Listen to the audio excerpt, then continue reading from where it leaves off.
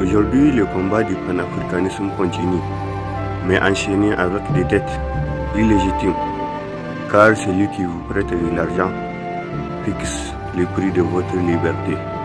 Avec la France-Afrique, la France a quitté l'Afrique par la porte, mais revient par la fenêtre, disait Félix Houphouët-Boigny. Nos armes sont les livres de Cheikh Anta Diop, les chants de Myriam Makeba, les tweets de la jeunesse insurgée, les cris de Fatou Diom, les chants de Smarty, de Hélène, de Youssoufa, de Kerry James et beaucoup d'autres soldats qui considèrent que la lâcheté n'est pas un bon moyen de combat. L'Afrique n'est pas un musée de la souffrance, mais un chantier de la renaissance. L'Afrique aux Africains. Voilà le cri de ralliement qui a traversé les océans, qui a brisé les chaînes et des siècles de pression.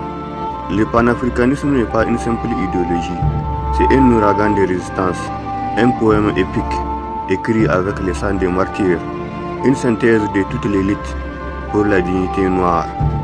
Aujourd'hui, nous allons parcourir le sentier brillant de cette pensée révolutionnaire.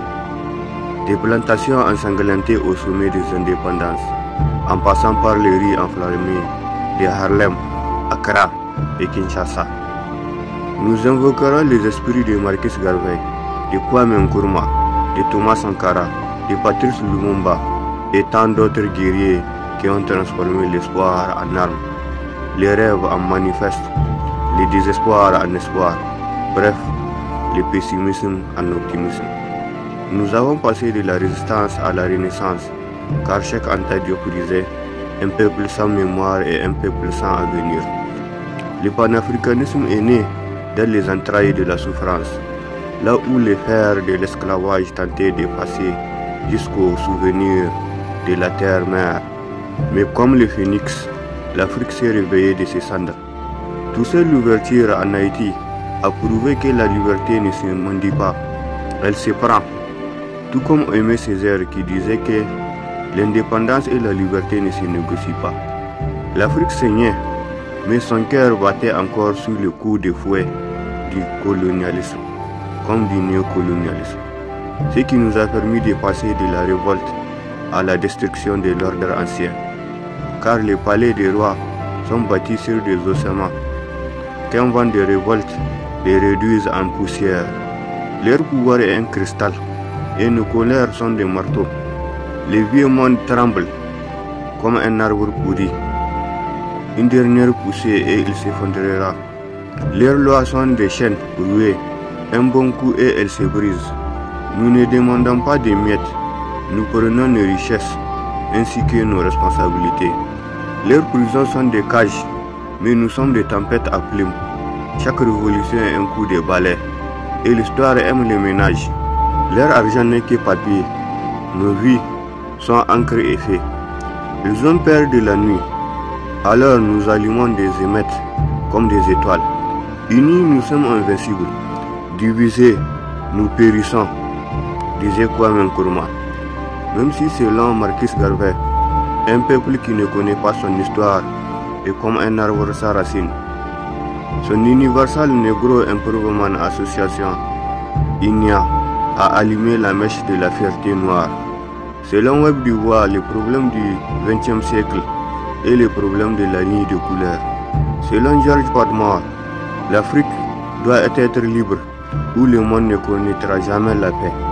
Après tout, nous pensons que c'est le voleur qui crie au voleur quand ils ont dit que nous étions des sauvages. Même si nos mains ont bâti leur pyramide, même si nos esprits ont calculé les étoiles, et même si notre sang a engraissé leur champ maudit. Un tableau sombre qui nous a fait passer de l'indépendance au rêve d'un idéal piétiné par des moutons politiciens. En 1957, le Ghana est devenu la première nation indépendante d'Afrique subsaharienne, devenant ainsi le phare de la liberté. En 1960, Patrice Lumumba tourne à Libreville.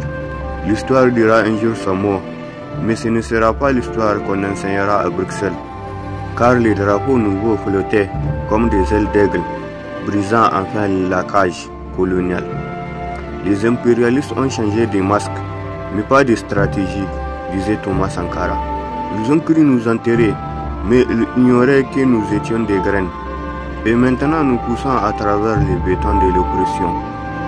Ce n'est pas une étincelle qu'ils craignent, c'est l'incendie que nous portons dans nos yeux. Les chaînes ne sont que des serpents sans venin. Écraser leur tête et marcher vers l'aube. Quand les murs tremblent, ce ne sont pas les pierres qui craquent, mais les genoux des tyrans. Le peuple est l'océan, et chaque goutte qui se réveille devient raz de marée. Ils vous ont donné des miettes, en appelant cela un festin. À présent, nous allons prendre la table entière.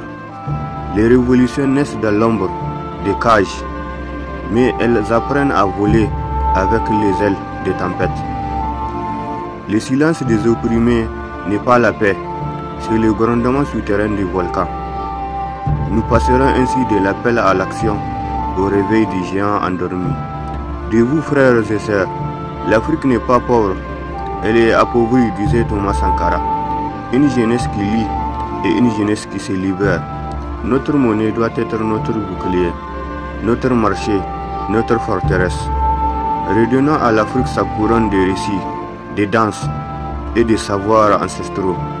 Que l'Afrique s'élève, non pas pour pleurer, mais pour régner, car l'Afrique a survécu à l'esclavage, au grand démembrement, même si l'océan Atlantique demeure un cimetière liquide où reposent les cris étouffés de nos ancêtres. Les chaînes cliquetaient comme des serpents d'acier, enlaçant les poignets de tout un peuple. Quand toussait l'ouverture se dressa, Saint-Domingue trembla comme un fauve libéré de sa cage. En 1885 à Berlin, des hommes en costume taillèrent l'Afrique comme un gâteau, sans même un couteau, mais avec des stylos trempés dans l'encre de l'arrogance et de la barbarie. Les frontières tracées furent des cicatrices séparant des frères, divisant des terres qui ne connaissent qu'un seul nom, l'Afrique. En 1957, le drapeau ghanéen s'éleva. Ce fut comme un point noir perçant le ciel colonial. Ainsi, cette lionne longtemps endormie commença à gronder. En 1960, le discours de Lumumba fit un coup de machette dans les lières étouffants de la domination belge. Ils l'ont assassiné, mais sa voix résonne encore dans les vents de révolte. Nous sommes les héritiers des résistants, les enfants de tous les héros oubliés qui ont saigné pour l'Afrique et ses fils. Notre combat n'est pas terminé, notre victoire est inévitable. Avant les frontières héritées de la conférence de Berlin, vive l'Afrique unie et souveraine. L'Afrique n'est pas orpheline, elle a été kidnappée pendant la traite transatlantique où des millions d'âmes furent arrachées à leur terre comme des fruits violemment cueillis. Aujourd'hui, nous marchons sur les cicatrices de l'histoire et ces blessures encore ouvertes que sont l'esclavage, la colonisation et le néocolonialisme ne seront jamais une case sans toi. Mais rappelons-nous, un fleuve peut être détourné, mais il finit toujours par retrouver son lit.